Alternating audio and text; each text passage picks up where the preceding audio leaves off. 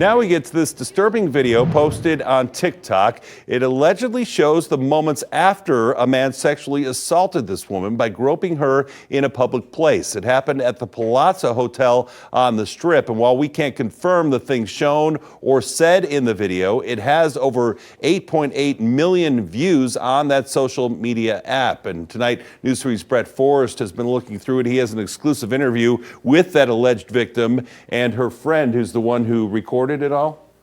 Yeah, Jim, that's right. And to put it simply, these women say they're tired of sexual assault like this happening, and they want to raise awareness and hold people accountable. The assault itself is not shown in the TikTok video, but what you are about to see could be disturbing to some viewers. Security? Excuse me. Do you work here? Are you security?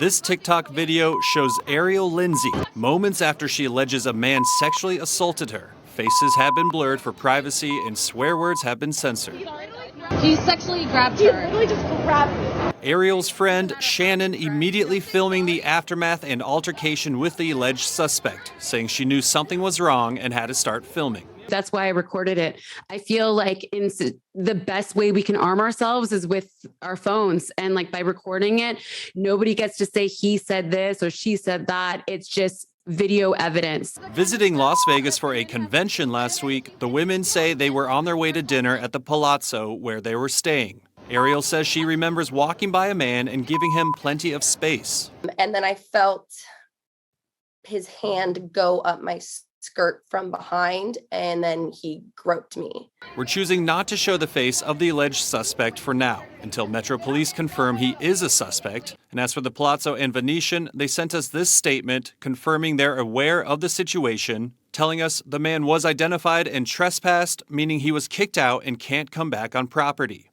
Adding they take allegations of assault seriously and have a zero-tolerance policy. As for Ariel, she says she's overwhelmed, but the video helps give her a platform, though some comments are targeting her. There's a lot of comments that's either like gaslighting or like victim blaming, and it's just, it makes you just want to curl up in a ball and like hide and not say anything, and it sucks. And speaking out tonight, the women warning others they aren't alone, hoping to bring awareness to sexual assault like this. Any woman that has been sexually assaulted, it's not your fault.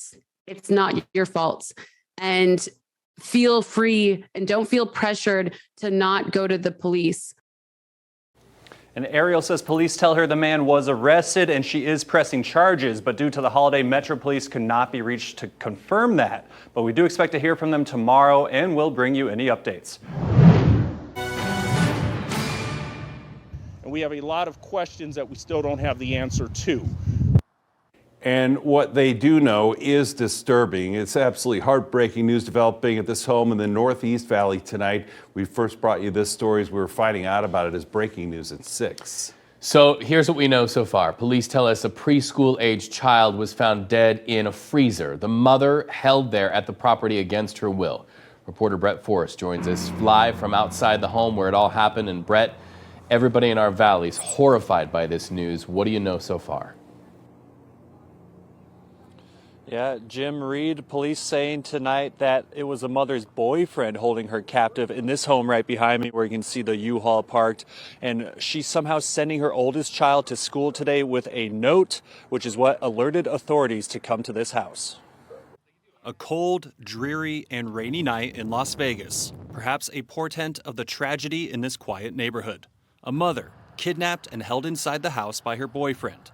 Her youngest son, 3 or 4 years old, found dead in a freezer. During the course of that interview, she described that she had undergone abuse by her boyfriend who she lived with and had been inquiring about the whereabouts of her child and believed that the child may possibly be deceased. Her older child sent to elementary school with a note Tuesday morning. That led a teacher to contact police, triggering this investigation. That note indicated that the mom was being held against her will at a house directly behind me. She also stated that she did not know the whereabouts of her preschool-aged child. Police arresting a suspect later in the morning described as a Hispanic male in his late 30s. The mother told them she was not allowed inside the garage. That's where homicide detectives discovered the child's body in a freezer. We believe the child has been deceased since early December. We urge anybody who has any information to please reach out to Crime Stoppers. Your information is completely anonymous. Neighbors describing it as a quiet neighborhood, only 3 years old, where all the kids play together outside. It hurts. It hurts hard. It tears at my heartstrings. I hope that child finds peace. Adding she and her neighbors are already having discussions, some not sure how they can continue living here after such tragedy. I wouldn't be surprised if a lot of us don't stay more than another year. And tonight, the other child is safe with other relatives with the help of Child Protective Services. The police say they are charging the suspect with both kidnapping and murder, depending on the outcome of their investigation, which they are stressing is still in the very early stages. Yes, Las Vegas Pastor MJ Ivey spoke passionately in front of the Clark County School Board of Trustees on Friday during a special meeting to address violence in our schools, while they work to figure out what to do to address the issue that is concerning parents and staff. He says efforts made by a safety task force he was part of in 2018 should not be forgotten. The answers are already been answered. We've talked about this exhaustively. Pastor MJ Ivey says hours and hours of work put in by a committee of parents, teachers, CCSD police, and other community members did not go to waste. The Safety Advisory Committee, created by Superintendent Jesus Jara in September of 2018. 27 to 30 of us really volunteered our time, and we visited the parents, because I'm a grandfather. We visited those schools. Crisis in the Classroom spoke with the pastor at his home just days after the meeting to talk about that committee that came up with a set of ideas to curb the violence. We did this every month like clockwork. In December of 2018, that committee presented recommendations to the school board. Have the ideas been implemented? Let's start with mandatory reporting of firearm incidents. Pastor Ivey says that is being done. We wanted to show the country that this is how you do it. This is what's going on. Be transparent with it. High school history teacher Ruben De Silva, who's been with the district for 8 years, also served on the Safety Advisory Committee. He believes the district could be more transparent when it comes to reporting incidents. But if you can start identifying schools where this is more prevalent, I think that we can bring the resources necessary to dealing with that issue, site specifically. As far as crisis response training goes, we had training at Rancho, at my school, and I know that many other high schools and elementary schools and junior high schools were also doing this, but we haven't seen any active shooting training during the pandemic, and this is because of the fact that we're so caught up dealing with this pandemic and responding to it. What about the improving overall campus security by improving security cameras or installing security access doors at schools? Yeah, that's something that needs to be implemented too. I'll give you an example, specifically dealing with the security cameras. I think they're too grainy.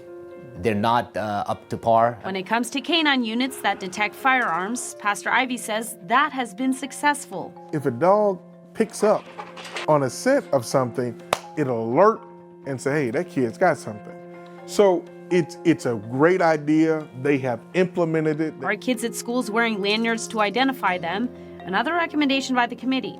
De Silva and Ivey say it comes down to resources at individual schools. I remember in the beginning weeks when we actually implemented this, we found all kinds of students from Desert Pines, from Valley, from schools in the neighboring area who were ditching, who were here. District stats show the number of weapons found on campuses has gone up.